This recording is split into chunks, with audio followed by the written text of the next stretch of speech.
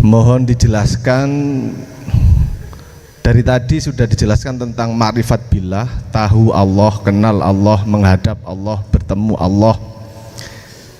Kemudian saya itu berpikir bahwasanya Allah itu laisa kamislihi syai'un, pernah dengar begitu, berbeda dengan makhluknya.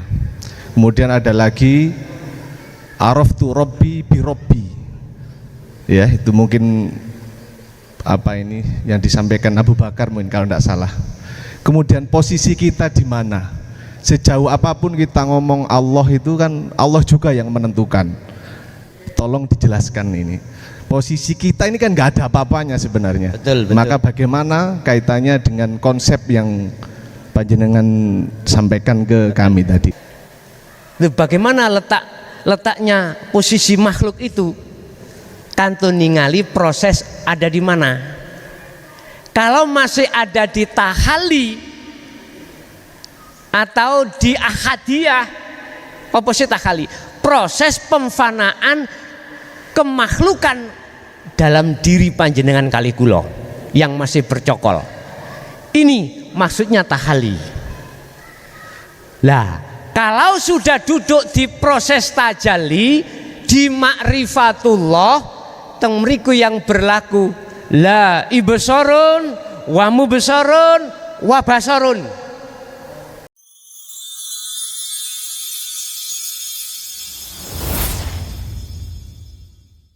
Man arafa nafsahu faqad arafa robbahu. Barang siapa yang mengenal dirinya, maka akan mengenal Tuhannya.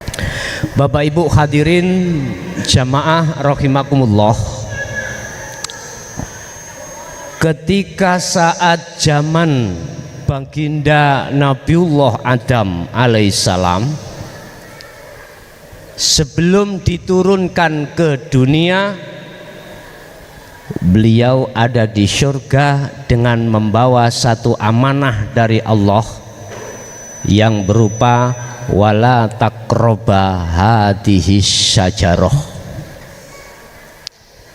Adam, jangan sekali-kali dirimu mendekat asyajarah, wit kai. Tahu wit ya, pohon.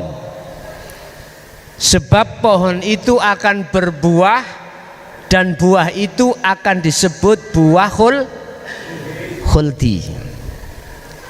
Pun semerap sejarah ya Pak, sedikit-sedikit sudah, tapi tak ulas didik mawon.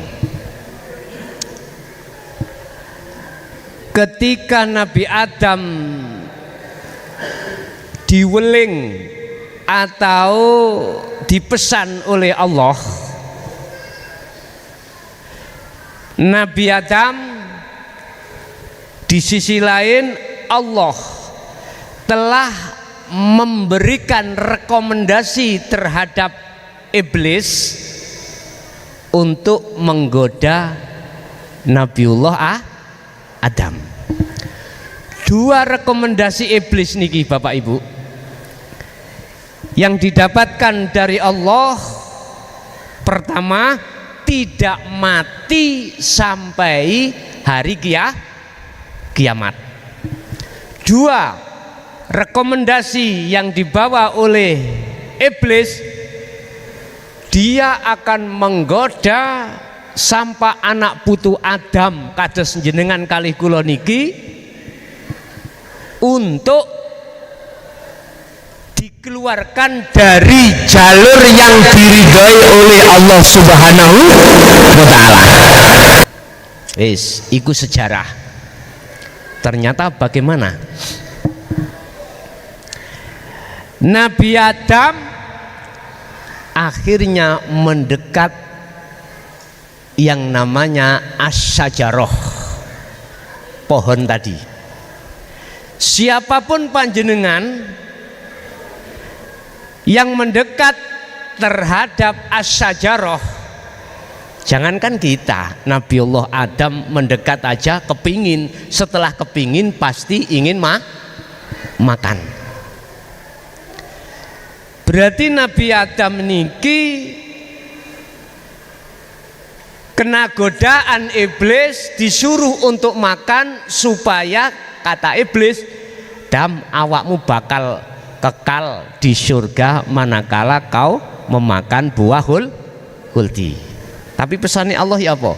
Dam, sepanjang kau tidak makan buah huldi, kau akan kekal di dalam surga. Inilah Bapak Ibu perbedaan antara perintah Allah dengan perintah hawa nafsu. Bahasa Nabiullah Adam disebut al-iblis. Innahu lakum aduwwum mubin. Innahu sak temene iblis iku aduwun mungsuh mubinun kang pertelo. Dialah iblis yang menjadi musuh kamu yang nyata. Mahwa al iblis. Iblis itu siapa? Tak terjemahke. Kita akan menemukan satu ayat tentang nafsu.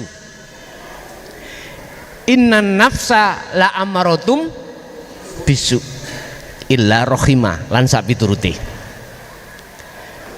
Wa ma ubari'u nafsi innan nafsa la amarotum bisu.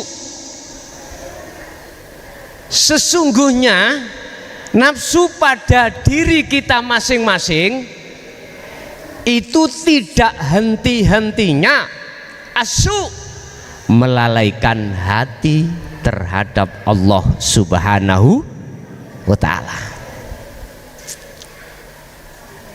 Al-qalbu yang dimaksud hati di dalam kitab Ikhya Imam Ghazali ai arruh, yang disebut hati itu tidak segumpal darah, bukan segumpal daging, tapi yang dimaksud hati adalah ar-ruh, yaitu ruh.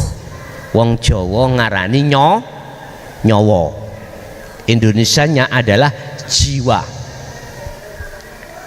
Tak giring dugi mriki mengke jaduke Isra Mi'raj mengke.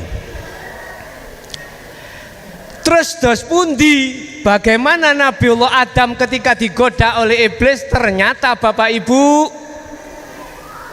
ini sudah didesain oleh Allah supaya masuk dalam satu ayat Allah, wa idz qala lil malaikati inni ja'ilun fil ardi khalifah. Sebelum Nabiullah Adam tercipta, Allah sampun dawuh terhadap para malaikat yang isinya mau menciptakan makhluk yang disebut manusia yang nantinya menjadi khalifah di muka bumi. Jadi prosesnya Gusti Allah ikut terhadap Nabiullah Adam iso medon dugi surga nanggone dunya ya kudu mangan buah khuldi langkung rumiyin. Harus makan buah khuldi terlebih dahulu. Pertanyaannya, apakah Nabiullah Adam itu salah melanggar aturan Allah yang berbentuk mendekati asyajarah dan memakan buah khuldi? Jawaban niki ningali ndugi kacamata mana? Kalau kita melihat kacamata hakikat Allah, mboten salah, karena iki wis didesain oleh Gusti Allah. Tapi kalau melihat dari kacamata syariah, pesenane Allah, wala taqrabu hadhihi syajarah Adam, jangan mendekat. Kalau kau mendekat kau akan kepingin, kalau kepingin kau akan memakan. Ya salah nih Nabi Adam nyedeki lah ngoten nggih. Ayate wala taqraba teng mriku. Terus ketika saat Nabiullah Adam diturunkan ke bumi, pertanyaan saya, apakah buah khuldi itu hanya berlaku terhadap Nabiullah Adam? Terus hakikatnya buah khuldi itu dari mana? Terus sebutannya apa? Dibuka di dalam tafsir Jalalain. Di situ dikatakan diibaratkan kados seperti buah gandum, makanan pokok. Kalau mriki niku jagung, bahasa tafsir jagung, karena di situ ada rambutnya, ada rambutnya, makanan pokok termasuk. Terus apa selanjutnya Nabiullah Adam iki mang setelah beliau iki mang melanggar aturan Allah dari sisi syariat? Inilah Bapak Ibu proses innalillahi. Kabeh kuwi sangkane saka Gusti Allah.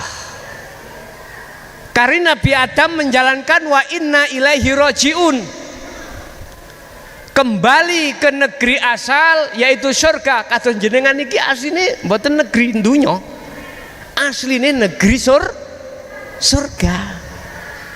Sing negeri dunya niku kadal, ula, sapi niku negeri dunya. Domisili sampean kali kula niki keturunan negeri akhirat, keturunan Nabiullah Adam. Lah berhubung Allah sampun ngenas di dalam ayat inni ja'ilum fil ardi khalifah, jenengan gelem gak gelem tetep ono dunya. Lah persoalannya sekarang adalah bagaimana kita bisa kembali wa inna ilaihi rajiun. Di situ Nabi Adam diberikan Allah solusi. Adam, selirahmu mau nggak kembali ke negeri asal? Bisa balik? Nggih Gusti. Fatalaqqa Adamu mir rabbi kalimatin fataba alaih. Jikalau kau mengikuti dan mau menerima apa yang saya katakan, kesalahanmu tak hapus, tak ngapura, dosamu tak ngapura, dan kamu akan bisa kembali kepadaku, kata Allah. Fatalaqqa mongko nrimo sapa Adamu Nabiullah Adam mirrabbihi saking pangerane Adam. Nrimo napa? Kalimatin. Apa maksudnya kalimat niki? Itulah ajaran Allah yang khusus ngajarno hati panjenengan kali kula untuk bisa wangsul bali menyang Gusti Allah. Jadi kalimatin niki nek nggone tafsir Sirul Asrar, kitab tafsir Sirul Asrar karangane Syekh Abdul Qadir Jailani, kalimatin itu penjabarannya ngeten, bermodal dalam satu ayat udkhulu fisilmi kafah ya ayyuhalladzina amanu udkhulu fisilmi kafah, wahai orang-orang yang beriman, masuklah kamu di dalam agama Islam dengan sempurna. Kafah khalis sampurno. Terus kesempurnaannya Islam niku bagi panjenengan kali kula niki letaknya di mana? Madhab Syafi'i, Hanafi, Maliki, siapa situ Pak? Hambali sepakat mengatakan di dalam Islam tahapan 4, syariat, thariqat, hakikat dan makrifat. Sing dimaksud kalimatin iku pundi? Pun dijelasake. Di dalam syariat dan thariqah ini mengajarkan hablum minanas sampean kali kula. Hubungannya ambek jasad. bagaimana caranya jasad ini patuh dengan hukum-hukum syariah. Di dalam hukum syariah cuma ada dua, satu larangan, dua perintah. Artinya mana yang dilarang di dalam agama Islam yang bersumber dari hukum syariah, wajib jasad ini untuk meninggalkan. Mana di dalam hukum syariah yang memerintahkan, wajib kita untuk melaksanakan. Kados dene contoh arepe poso niki hukumi wajib, tetap wajib kita laksanakan. Jasad niki jasad. Sedangkan tahapan berikutnya adalah hakikat. Hakikat itu ajaran yang mendidik terhadap ruh atau hati supaya hablum minallah iku bener. Nyun sewu, perintahe ning kono salat. Lah salat iku hati atau ruh itu harus menghadap terhadap Allah. Kata Al-Quran, hafidhu ala sholawah wa sholatil wusto wa kumu lillahi qanitin ay khosyiin. Khosyiin, wajib sholat iku hati hukumnya khusyuk. Lah tarkib definisi khusyuk itu bagaimana? Di dalam hati panjenengan tidak ada tenggeran, tidak ada gambar, tidak ada selain Allah. Artinya ngene Pak, nyun sewu, kalau proses di hakikat ketika sholat itu hati harus makrifat terhadap Allah, tidak boleh hati makrifat terhadap pasar, bojo, anak, mboten. Iki dalam jalur hakikat loh nyun sewu nggih. Jenengan kali kula dereng lenggah teng mriku ya maklum, nggak ada masalah. Walaupun ayatnya mengatakan waqumu lillahi qanitin ay khosyiin. Cuman pertanyaannya, sampai kapankah kita ketika sholat itu fokus pada Allah, tidak ada nafsu yang masuk untuk mengingatkan kita terhadap selain Allah? Kapan? Pun Bapak Ibu, as-sholatu mi'rajul mu'minin. Salat iku kanggo munggahe tetemune makrifate ati menyang Gusti Allah. Ini tidak bisa kita lakukan. Allahumma sholli ala Muhammad. Ini tidak bisa kita lakukan apapun status kita, manakala kita belum hati ini dididik dengan ilmu hakikat menuju makrifat pada Allah. Mboten saged. Mboten saged. Apapun status kita. Yang menjadi pertanyaan saya, kula niki wis umur 50 kali. Tinggal pirang tahun. Nek dihitung tabek Rasulullah swidak kali swidak 3, kari pirang tahun Pak? Kari 10 tahun nggih. Terus jenengan pun semerap kirange mboten semerap. Ini sengaja dirahasiakan Allah supaya jenengan kali kula ndang lekas ati roh iki ndang balik menyang Gusti Allah. Dan ini hanya bisa kita lakukan apa yang pernah dilakukan oleh para nabi, para rasul, kekasih-kekasih Allah, wali-wali Gusti Allah, yaitu proses yang namanya uzlah. Napa uzlah itu? Uzlah adalah hati, bukan jasad loh ya, bukan jasad. Hati yakfur bit-taghut wa yu'min billah. Al-Baqarah 256. Wajib hati ini meninggalkan perkara selain Allah, wa yu'min billah, dan hati ini menuju dan bertemu Allah. Dan ini pun juga ditegaskan di dalam surat Al-Kahfi ayat 112.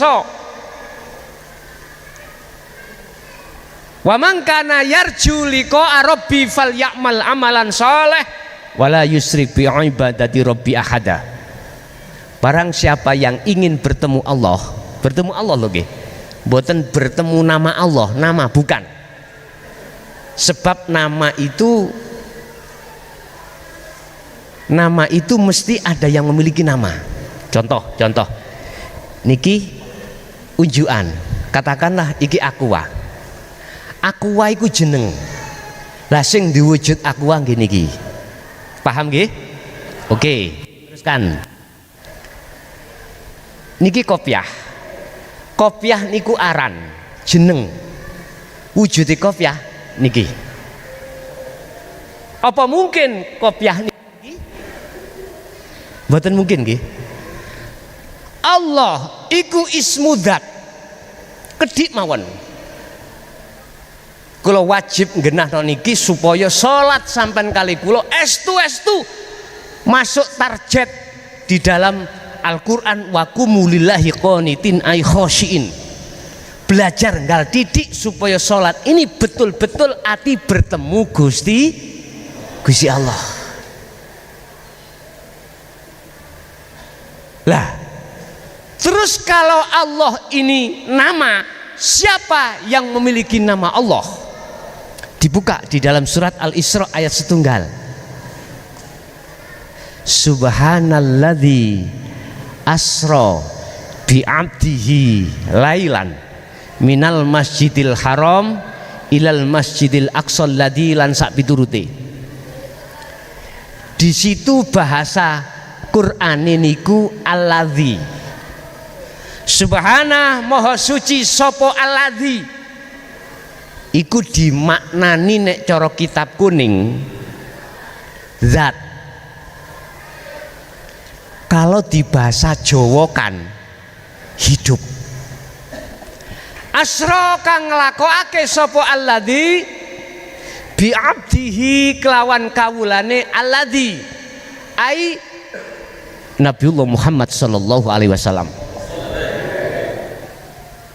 Lailan ing dalam waktu wengi. Wis, iki tak terjemahno bahasa sampean. Dialah hidup yang memperjalankan panjenengan awit mulai dari rumah ke majelis taklim niki.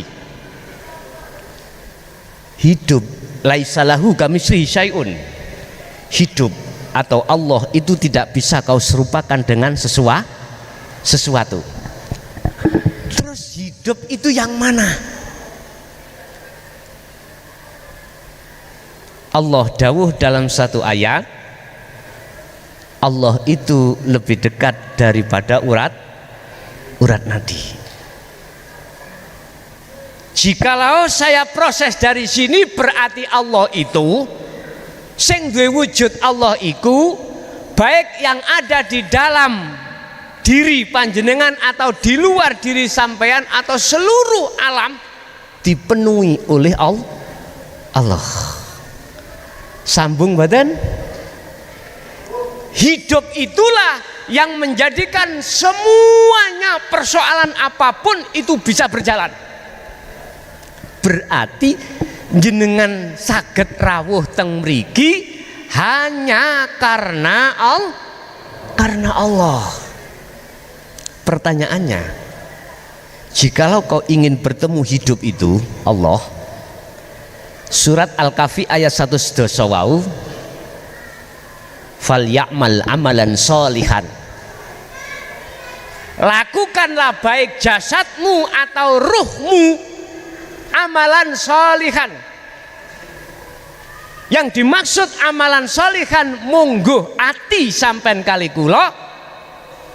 Inilah yang dimaksud para arifin laku uzlah. Hati meninggalkan selain Allah, selajengipun hati menuju dan bertemu terhadap Allah. Tumpaane apa? Ala bidzikrillahi tatmainnul qulub. Zikir iku tumpaane. jenengan nek umpami kepingin lebih mendalam, monggo kita diskusi utawa ya apa monggo. Sebab syaratnya sampean bisa mengenal Allah, sampean kudu golek guru akhirat, yaiku mursyid sing akan mengajarkan, memejang kita untuk mengenal Allah dari sisi sifat-sifatnya dan lain sebagainya. Dengan begitu nanti panjenengan kali kula akan diperintahkan untuk melakukan uzlah, yang bertanggung jawab adalah mursyid itu sendiri. Ibaratnya bahasa Isra Rasulullah dari Masjidil Haram ke Masjidil Aqsa, dari masjid ke masjid, itu maksudnya adalah pituture sampen kali kula kudu patuh ambek hukum syariat. Mi'rajnya adalah dari Masjidil Aqsa ke Sidratul Muntaha Mustawa, iku bentuk patuhe ati sampean, roh sampean kalih ilmu hakikat nuju ma'rifat terhadap Allah Subhanahu wa taala. Allahumma sholli ala Muhammad. Muga-muga ilmu sekedhik niki estu-estu dados ilmu ingkang manfaat kangge panjenengan kali kula, sehingga jenengan kali kula niki saged ngelampahi syariate, juga saged ngelampahi hakikat ma'rifate. Eling dawuhe Gus Dur, ojo ngaji ilmu syariat bloko. Iki maksudnya ya napa?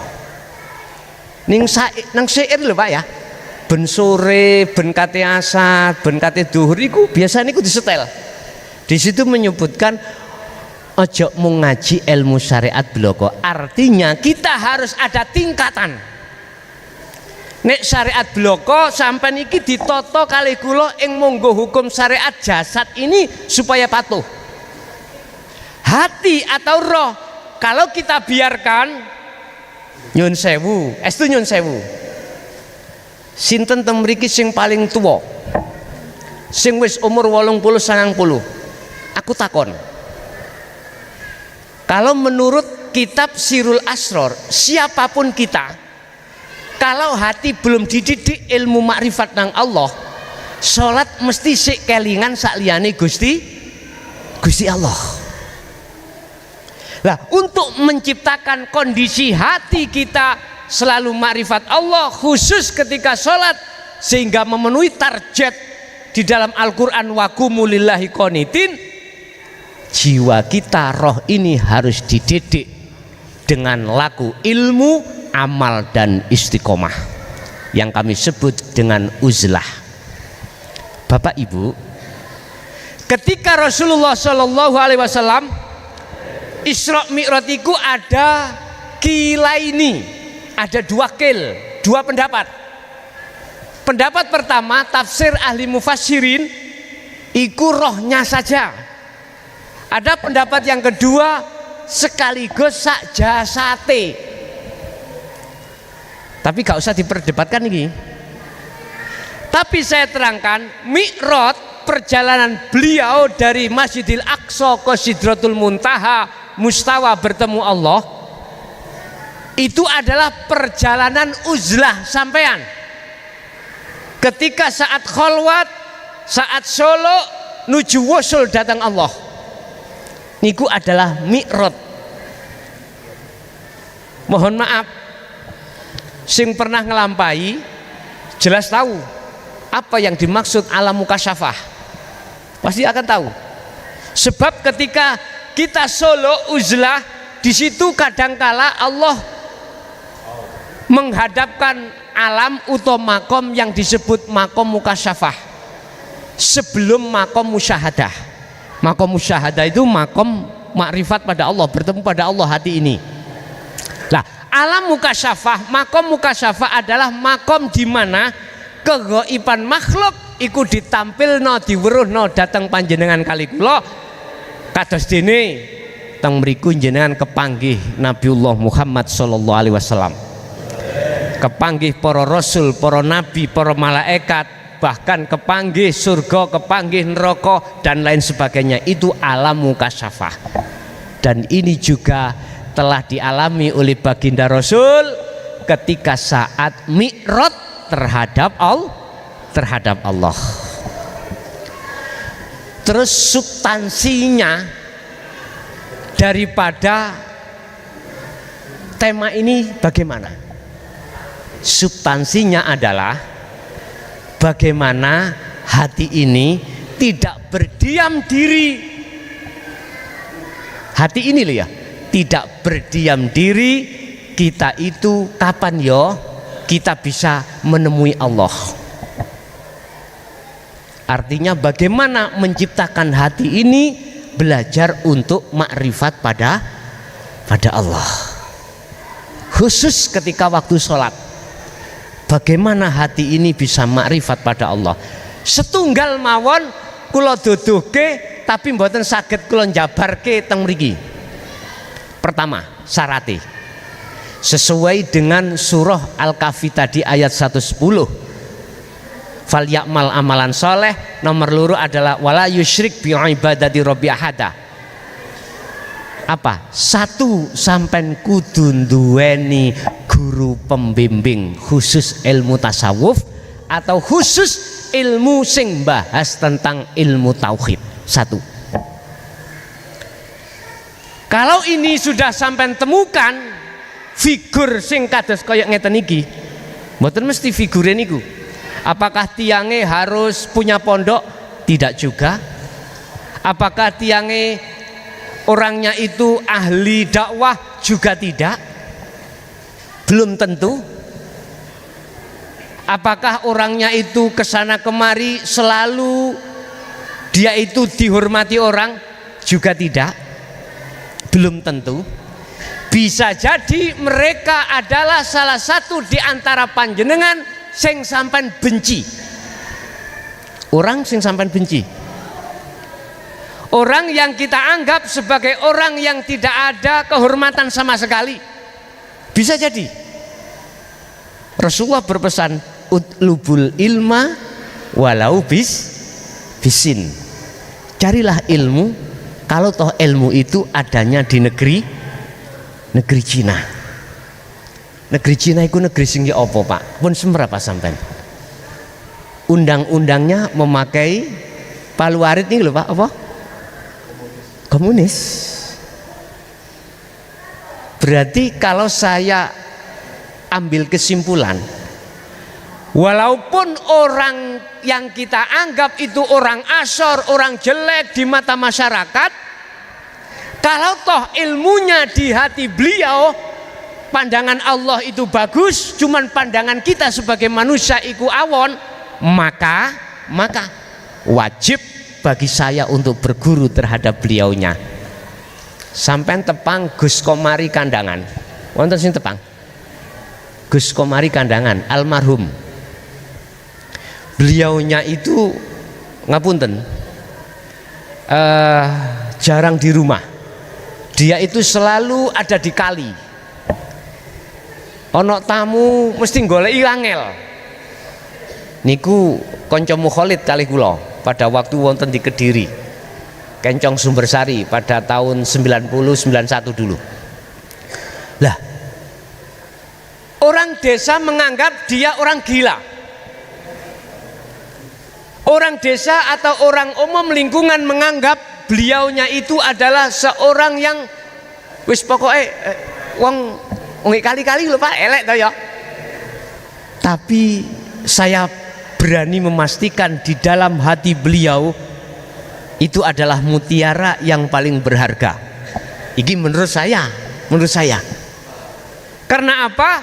Karena dia bisa mendidik hati kita untuk bisa mengenal Allah. Nek salat ginang kali ngoten niku, Yai, derek teng lepen. Jadi gelar apa jenenge kadang nggih gelar gedang, godhonge gedang digelar. Syariate nggih mlaku, cuman sobone gak sobo menungso, sobone sobo kali. Beliau adalah Gus Komari, tapi pun almarhum beliaunya.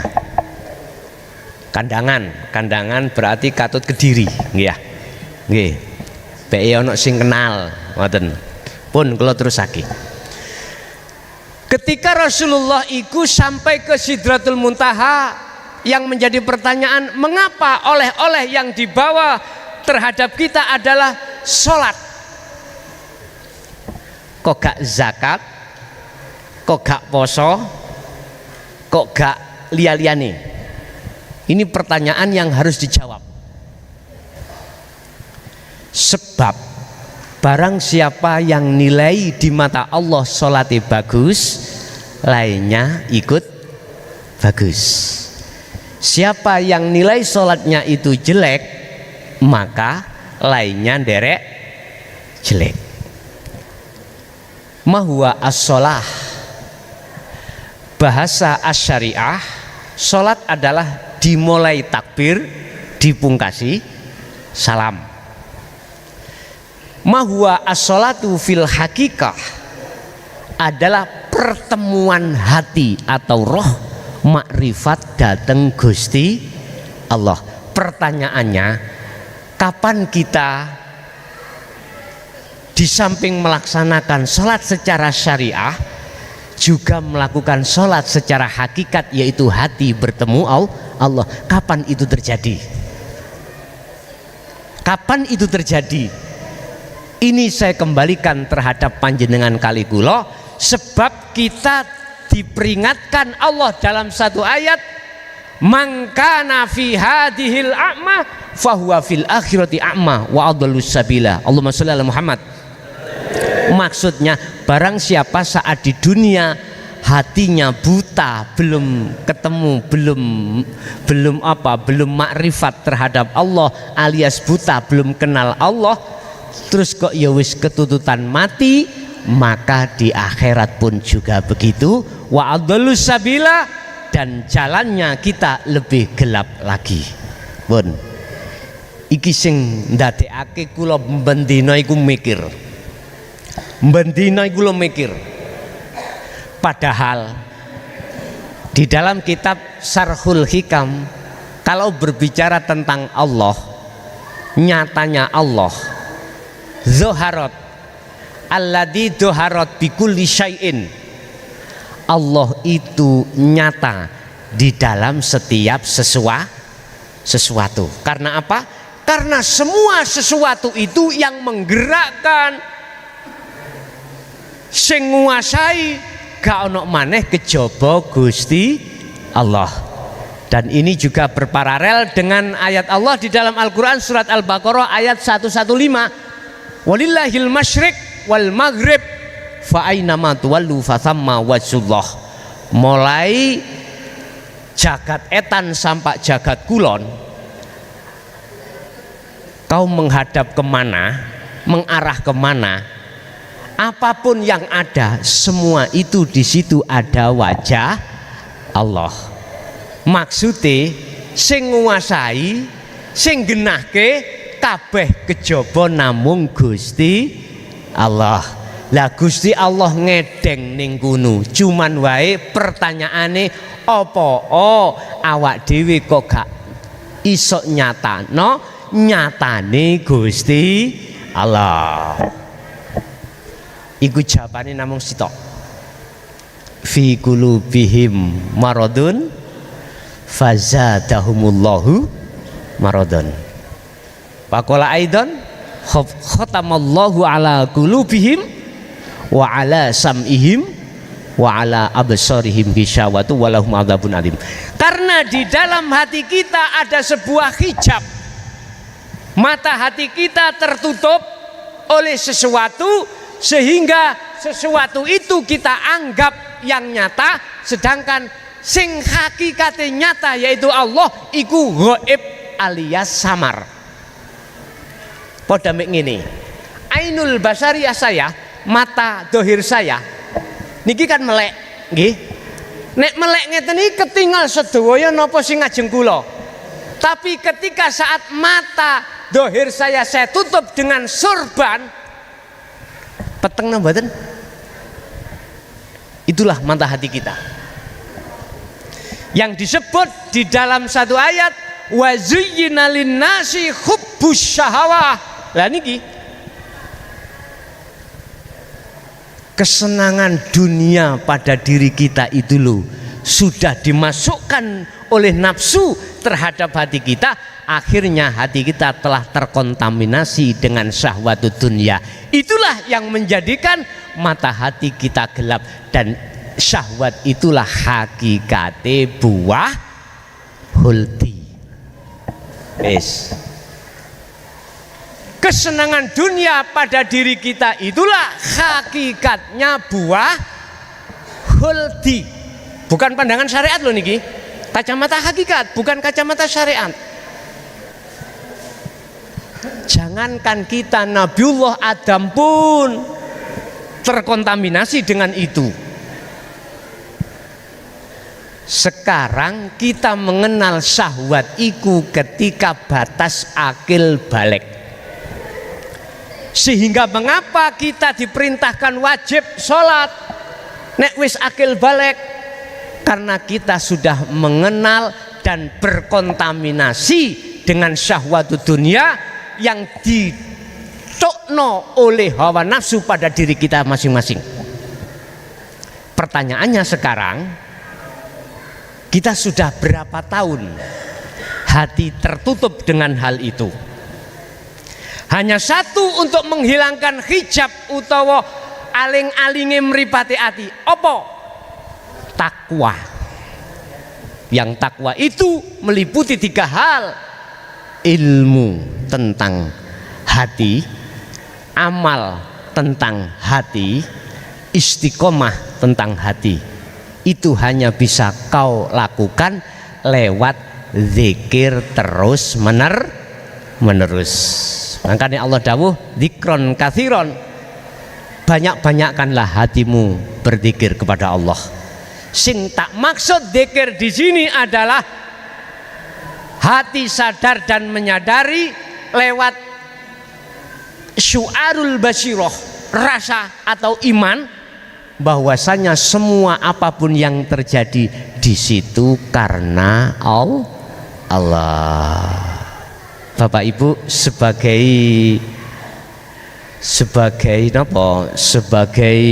kesimpulan, berarti tindakan uzlah hati jenengan pada Allah iku emper atau sama dengan ketika saat Rasulullah disebut Mi'raj.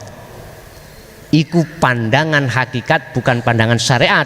Kalau pandangan syariat, Mi'raj, Isra Mi'raj hanya terjadi pada Rasulullah Shallallahu Alaihi Wasallam saja, bukan terhadap selainnya. Makanya ada makom maksum terhadap beliau.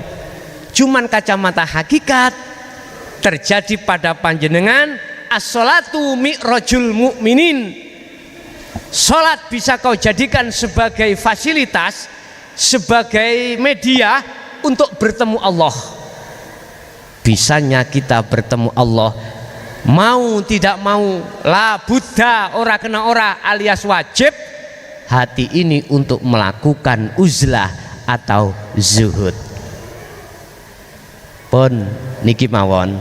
Jadi substansinya materi kali ini, sampai kapan kita belum bertemu Allah. Satu sisi lekaslah kembali kepada Allah. Maksud kula hati. Mumpung niki sasi Ramadan, iku kesempatan apik kanggo kita untuk mendekatkan diri, takarub dan bertemu Allah Subhanahu wa taala. Mudah-mudahan yang hadir di sini Allah selalu memberikan hidayah terhadap hati kita, sehingga kita sampai anak turun kita ditakdirno Allah siji gak mati nek gak wis makrifat pada Allah. Allahumma amin. Lahumul Fatihah. A'udzubillahi minasyaitonir rajim. Bismillahirrahmanirrahim. Shiratal ladzina an'amta 'alaihim. Bapak Ibu hadirin rahimakumullah, itu mau penjabaran materi tentang apa ada kaitannya Isra Mi'raj dengan uzlah niku wau. Mbok menawi wonten perkawis yang perlu ditanyakan, sebelum kita tutup dengan doa, monggo mbok menawi ada yang dipertanyakan. Tolong operator iku mike barangkali ada yang perlu ditanyakan, monggo.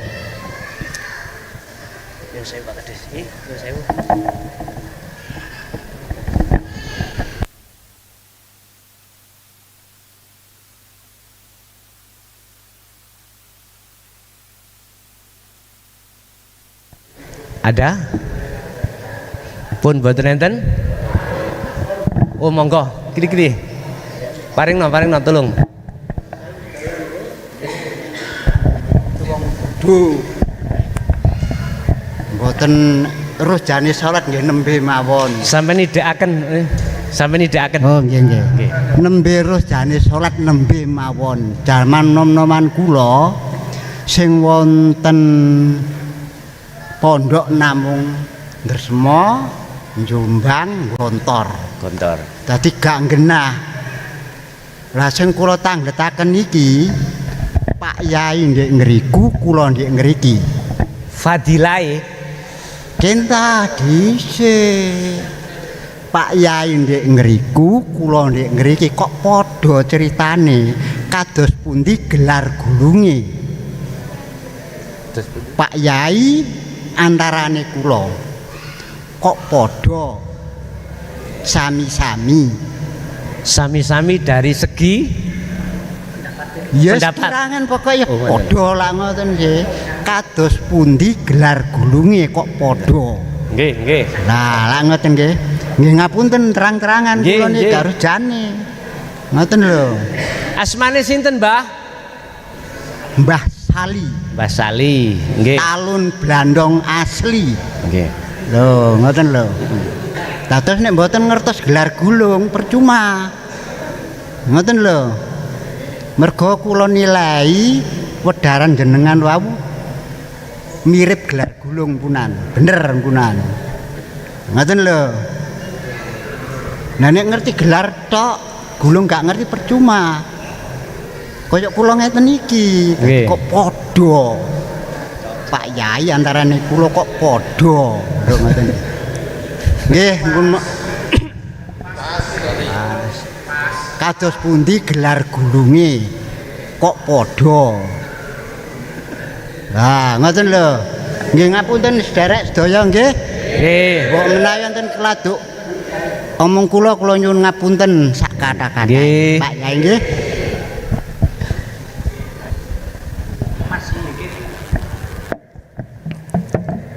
Rasulullah pernah dawuh ngeten. Sak temene innallaha rabbi subhanallah.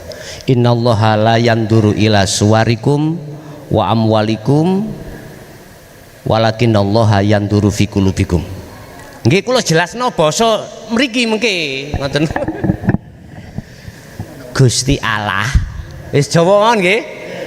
Gusti Allah utawa Gusti Allah iku ora prejengan dohir, status dohir ya, tapi Gusti Allah walakinallaha yanduru fi qulubikum, tetapi Allah niku ningali kaya apa perbuatane ati. Yen lamuno perbuatane ati sudah masuk di dalam surat Al-Kahfi ayat 1 fal ya'mal amalan soleh. Yang kedua wala yusyrik bi ibadati rabbi ahada. Artinya kalau hati sudah dikatakan berbuat baik nang Allah, otomatis yang kedua hati tidak akan pernah menyekutukan Allah dengan sesuatu. Kalau hati sudah duduk di sini baik, nyun sewu, kita memakai madhab Hanafi, madhab Maliki, madhab Syafi'i, madhab Hambali.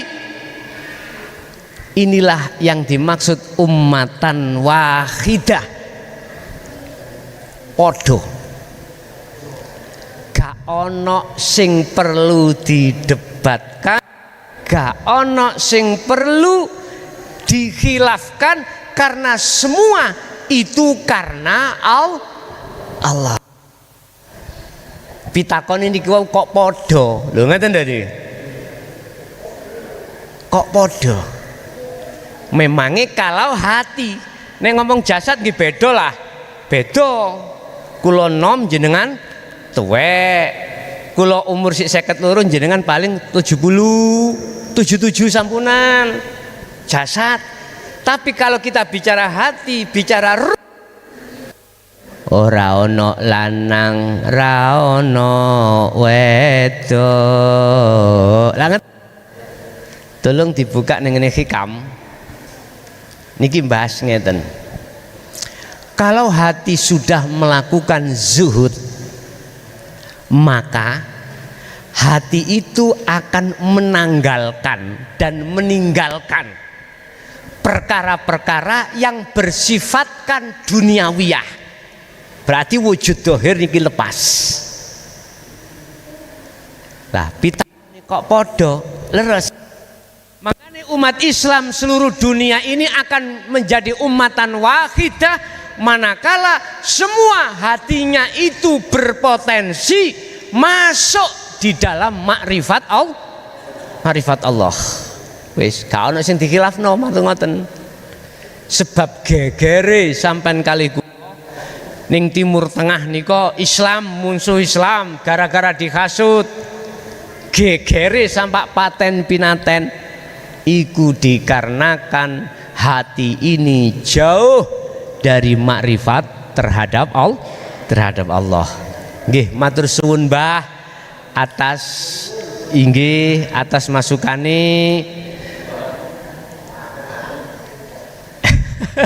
Nggih, menawi wonten yang lain monggo. Kami persilakan. Mic tolong dikasihkan.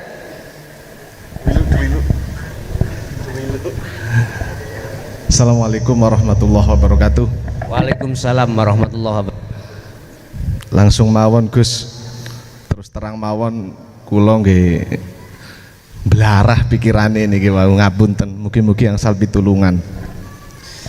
Mohon dijelaskan, dari tadi sudah dijelaskan tentang makrifat billah, tahu Allah, kenal Allah, menghadap Allah, bertemu Allah. Kemudian saya itu berpikir bahwasanya Allah itu laisa kamislihi sayun, pernah dengar begitu, berbeda dengan makhluknya. Kemudian ada lagi araftu rabbi bi rabbi, ya itu mungkin apa ini yang disampaikan Abu Bakar mungkin kalau tidak salah. Kemudian posisi kita di mana, sejauh apapun kita ngomong Allah itu kan Allah juga yang menentukan. Tolong dijelaskan ini. Posisi kita ini kan nggak ada apa-apanya sebenarnya. Betul. Maka bagaimana kaitannya dengan konsep yang panjenengan sampaikan ke kami tadi? Terima kasih. Assalamualaikum warahmatullahi wabarakatuh. Waalaikumsalam warahmatullahi wabarakatuh. Asmane sinten? Pak Samsul. Nggih. Di dalam sistem untuk bisa sampai pada Allah itu wajib sebelumnya ada proses tahalli untuk menuju tajalli. Artinya ada sistem dua untuk bisa sampai Allah. Hati ini sebelum kita meninggal ada sistem dua. Yang pertama disebut wasilun, yang kedua disebut majdubun. Ngapunten, engko aku nek ngomong majdubun buyar kabeh iki engko. Wis wasilun nae. Seperti apa yang telah dilampaui atau terjadi pada kekasih-kekasih Allah yang terdahulu. Apa sistem wasilun niku? Sistem dari tahap ke tahap. Mari sarengat ya tarikat, tarikat munggah hakikat, hakikat munggah makrifat. Artinya gini, hati ketika saat melakukan uzlah, jasad ini tetap melakukan dan patuh hukum syariat. Dan inilah yang kami terapkan di pondok pesantren saya. Manakala tidak memakai ini, memakai majdubun. Majdubun itu adalah orangnya, isim fa'ilnya itu majdub. Lah,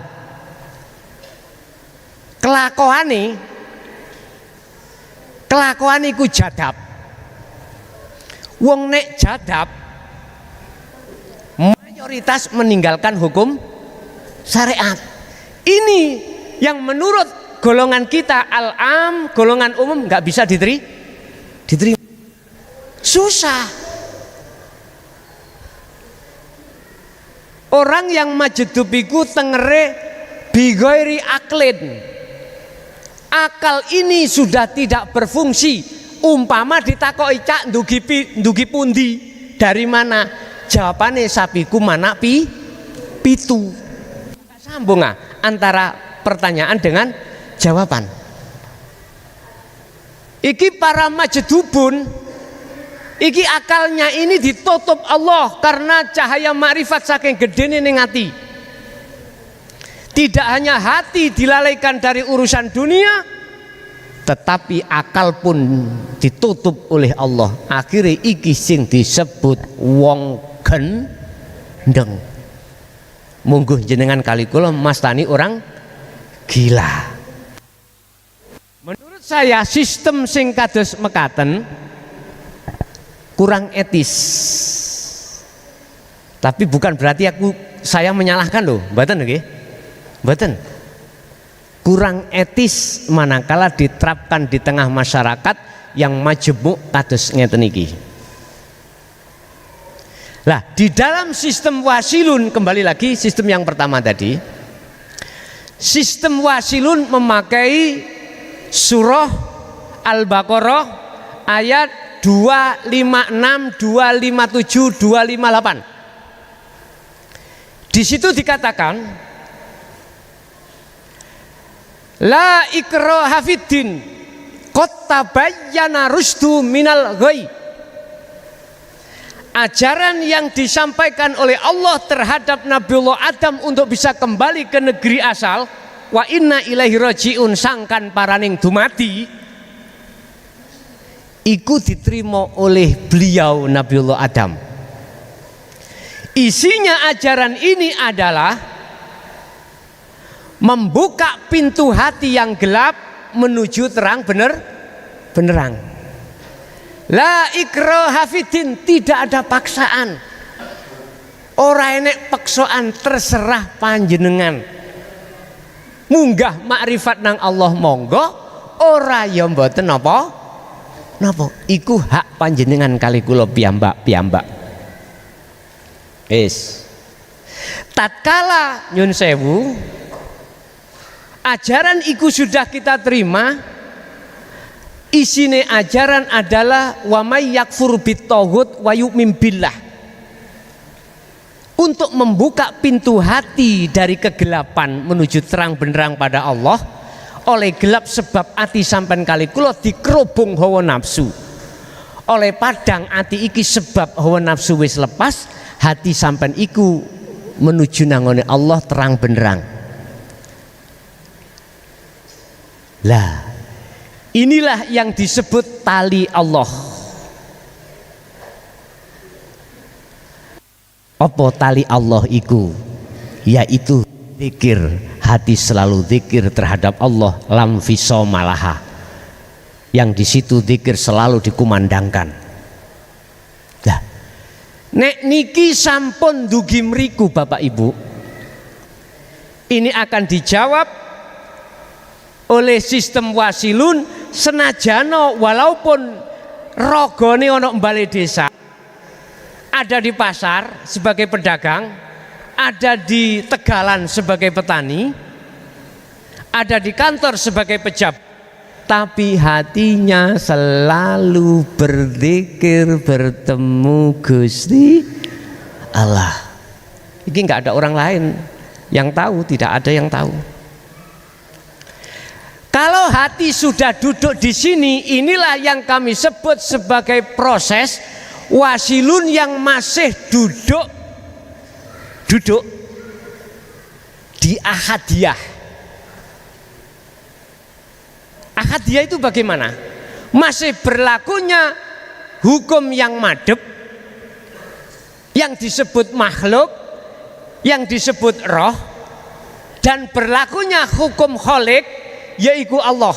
Dadi ana sing berangkat madhep, ana sing diberangkati kanggo madhep.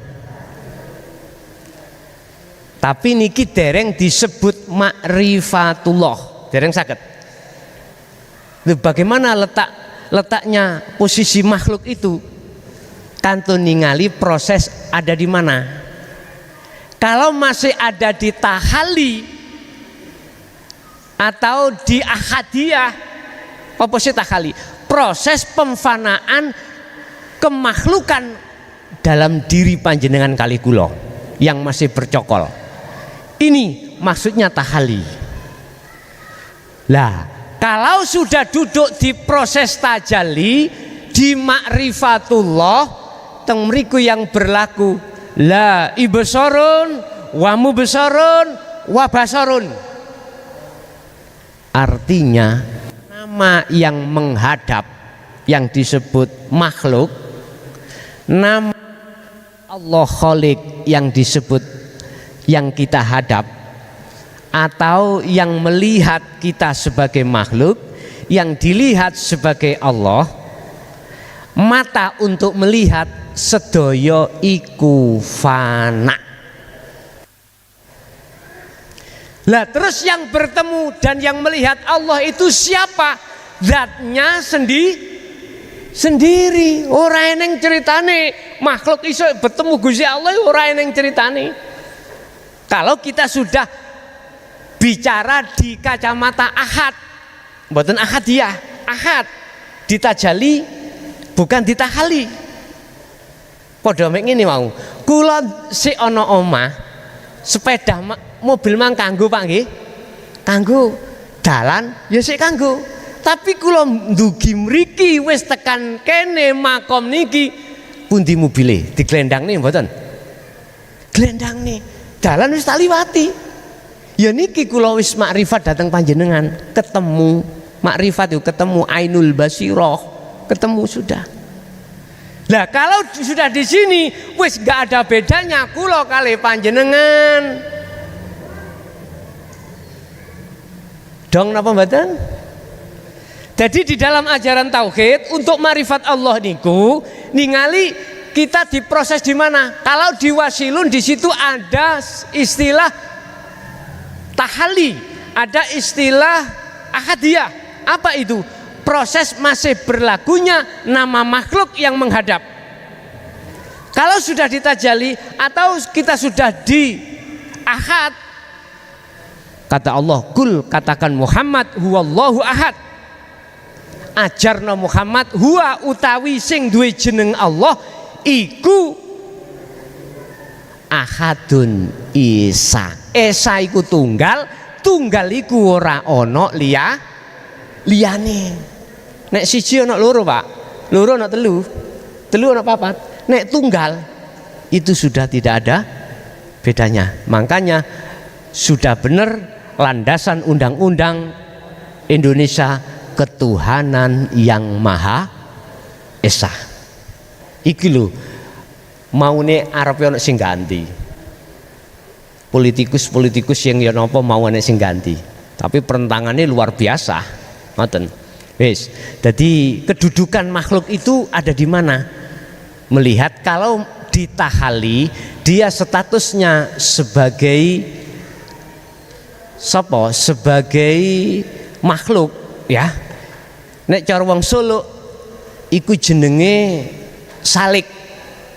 Cara jenengan ya wong sing berangkat nuju nang Gusti Allah. Tapi nek sudah di makom musyahadah, makom keahadan Allah, maka di situ sudah tidak ada siapapun, yang ada cuman Allah Subhanahu wa taala.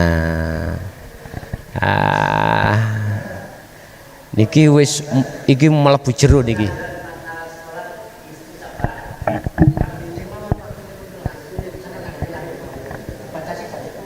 Oh nggih ngapunten. Pun ngapunten nggih. Pun sampean enggak ada nomor?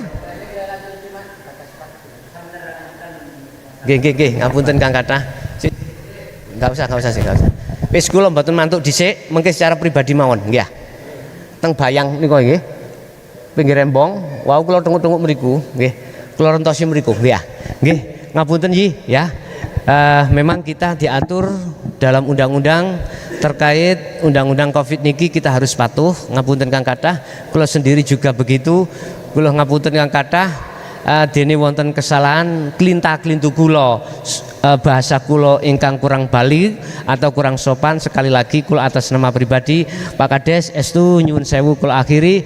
Kula nyuwun ngapunten kang kathah baik lebet maupun dohir segala kesalahan, dan kami akhiri ihdinas siratal mustaqim hadanallah wa iyyakum wal afa minkum. Assalamualaikum warahmatullahi wabarakatuh.